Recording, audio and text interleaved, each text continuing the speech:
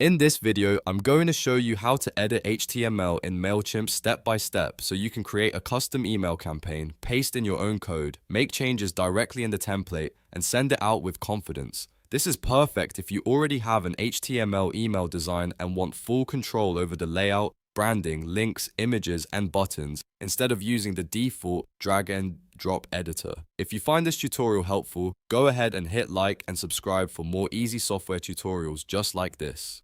Alright, let's jump in. First, sign into your Mailchimp account and head over to the campaign section. This is where all of your email campaigns live, and it's the starting point for creating a new email from scratch. Once you're inside campaigns, click create, and then choose email. After that, select regular. This tells Mailchimp that you want to build a standard email campaign, which is exactly what you need when working with custom HTML. Next, give your campaign a clear and descriptive name. This is important because if you create multiple campaigns later, you'll want to be able to identify this one quickly. Use a name that tells you what the email is for, such as a promotion, newsletter, announcement, or welcome message. After you name it, click Begin to move to the setup process. Now comes the important part. When Mailchimp asks how you want to create your email, look for the option that says Code your own or use HTML to code my own.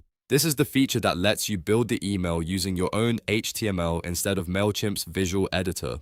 If you already have a custom template, this is the option you want. It gives you more flexibility and allows you to preserve your own design structure. After selecting that option, Mailchimp will ask how you want to add your template. Depending on what's available in your account and version, you may be able to paste your HTML code directly into the editor or import and upload an HTML file. Choose the method that matches how your template is saved. If your HTML is already copied and ready, pasting it in is usually the fastest choice. If you have a complete file, uploading it can be a cleaner workflow. Once your template is loaded, it's time to add your HTML content. If you're pasting code, click into the editor and insert your full HTML email markup. Make sure your template includes everything it needs, including the main structure, styling, images, and links. If you're uploading a file, confirm that the file is complete and properly formatted before continuing. A missing tag, broken image path, or incorrect link can affect how your email looks in the inbox, so always double check your code first. Now you can start editing the HTML template directly. This is where you can customize the text, change colors, swap out images, update buttons, replace links, adjust branding, and refine the layout.